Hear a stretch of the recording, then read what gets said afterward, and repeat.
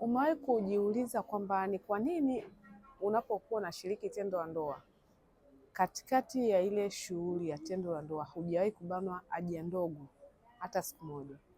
Hiyo ni kwa sababu ya kazi inayofanywa na tezi dume ya mwanaume. Kiungo cha tezi dume ya mwanaume kwa mwanaume kina moja ya kazi kubwa sana, kutanuka na kwenda kubana njia yako ya mkojo unapokuwa unashiriki tendo la ndoa, ili kudhibiti uwe kukojoa mkojo wa kawaida wakati wa tendo la ndoa.